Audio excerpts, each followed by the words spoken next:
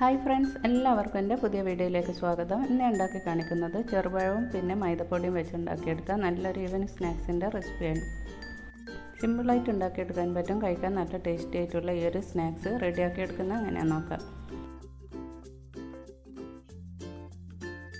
ഇത് ഉണ്ടാക്കാനായിട്ട് ഞാനിതിവിടെ നന്നായി പഴുത്ത 3 ചെറുപഴം എടുത്ത് വെച്ചിട്ടുണ്ട്. ഇനി ഇത് തോല് പൊളിച്ചിട്ടൊരു ബൗളിലേക്ക് ഇട്ട് കൊടുക്കുക.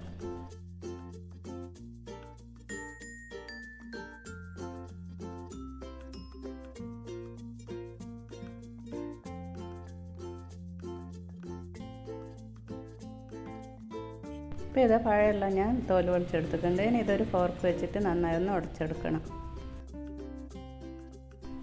ഇങ്ങനെ ഉടച്ചെടുക്കുന്നതിന് പകരം മിക്സീൻ്റെ ചെറിയ ജാറിലിട്ടിട്ട് അടിച്ചെടുത്താൽ മതി. ഞാനിപ്പോൾ ഇവിടെ ഇങ്ങനെ ഉടച്ചെടുത്തിട്ടാണ് ഉണ്ടാക്കിയെടുക്കുന്നത്.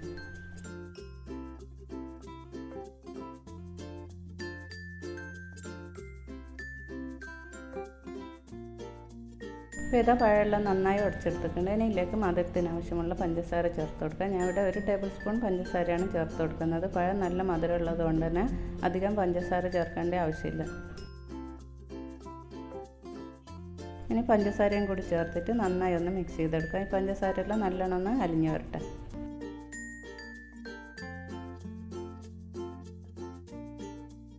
ഇനി ഇതിലേക്ക് ഒരു മുട്ട ചേർത്ത് കൊടുക്കുക. മുട്ടയും ചേർത്ത് കൊടുത്തിട്ട് ഇത് നല്ലോണം ഒന്ന് മിക്സ് ചെയ്തെടുക്കണം.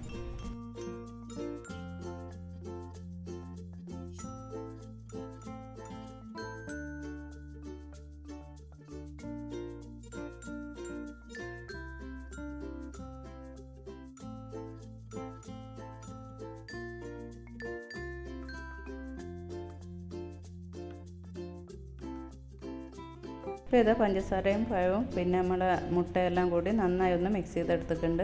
ഇനി ഇതിലേക്ക് മൈദപ്പൊടി ചേർത്ത് കൊടുക്കണം. മൈദപ്പൊടി കുറേശ്ശെ ചേർത്ത് കൊടുത്തിട്ട് മിക്സ് ചെയ്തെടുക്കുക. ഞാൻ ഇവിടെ 1 കപ്പ് മൈദപ്പൊടിയാണ് എടുത്ത് വെച്ച് ആവശ്യത്തിന് ചേർത്തിട്ട് മിക്സ് ചെയ്തെടുക്കുക.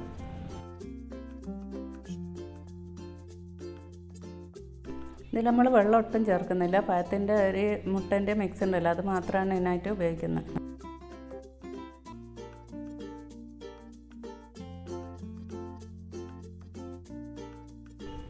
അങ്ങനെ ഇതാ മൈദപ്പൊടി മൊത്തം ഞാൻ ഇതിലേക്ക് ചേർത്ത് കൊടുത്തിട്ടുണ്ട്. നമ്മൾ പിന്നെ എടുത്ത് വെച്ച മൈദപ്പൊടി ഇത് കറക്റ്റായിരുന്നു.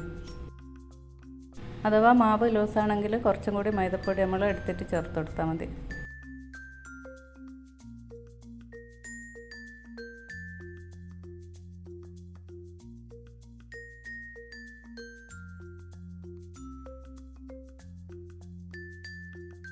പിന്നെ ഇതിലേക്ക് 1/4 ടീസ്പൂൺ ഉപ്പ് ചേർത്ത് കൊടുക്കുന്നുണ്ട്. പിന്നെ 1/4 ടീസ്പൂൺ നല്ല ജീരകവും കുറച്ച് ഏലക്കായൻ്റെ പൊടിയും ചേർത്ത് കൊടുക്കുന്നുണ്ട്. നല്ല ജീരകവും ഏലക്കായൻ്റെ പൊടിയൊന്നും ഇഷ്ടമില്ലാത്തവർ ചേർത്ത് കൊടുക്കണ്ട. അത് ചിലർക്കൊന്നും ഇഷ്ടമില്ല. അത് ഇഷ്ടമുള്ളവർ ഇങ്ങനെ ചേർത്ത് കൊടുത്താൽ മതി. ഇതെല്ലാം ചേർത്തിട്ട് നന്നായി ഒന്ന് മിക്സ് ചെയ്തെടുക്കുക. നമ്മുടെ ഉപ്പെല്ലാം എല്ലാ ഭാഗത്തും ആകുന്ന രീതിയിൽ നന്നായി ഒന്ന് മിക്സ് ചെയ്തെടുക്കുക.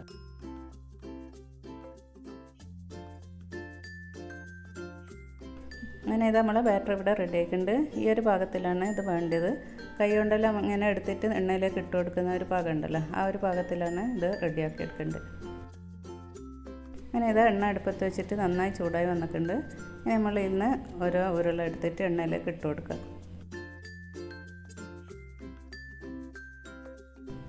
കയ്യിൽ ഒട്ടിപ്പിടിക്കുന്നുണ്ടെങ്കിൽ കൈ ഒന്ന് വെള്ളത്തിൽ മുക്കിയിട്ട് ഇങ്ങനെ എടുത്തിട്ട് എണ്ണയിലേക്ക് ഇട്ട് കൊടുത്താൽ മതി.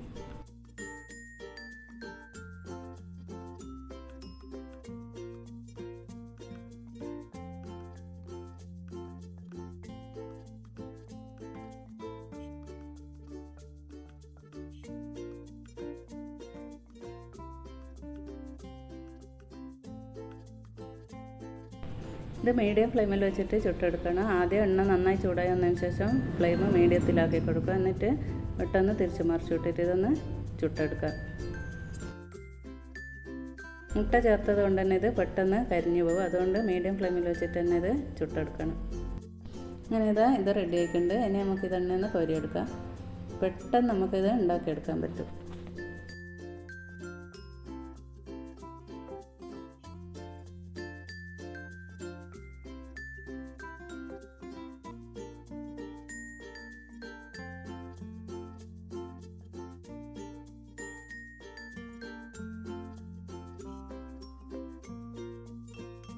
ഇനി നമുക്ക് ബാക്കിയുള്ളത് ഇതുപോലെ തന്നെ ചുട്ടെടുക്കാം. ഞാൻ സ്പൂൺ കൊണ്ടാണ് ഇട്ട് കൊടുക്കുന്നത്. സ്പൂൺ കൊണ്ട് ഇട്ട് കൊടുക്കുമ്പോൾ സ്പൂണ് വെള്ളത്തിൽ മുക്കിയിട്ട് ഇട്ട് കൊടുത്താൽ മതി.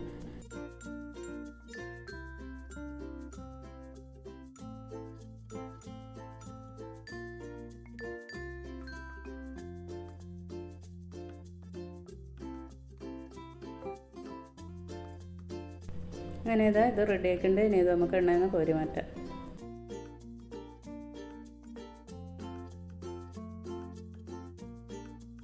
എന്നിട്ട് ബാക്കിയുള്ളത് ഇതുപോലെ തന്നെ ചുട്ടെടുക്കാം.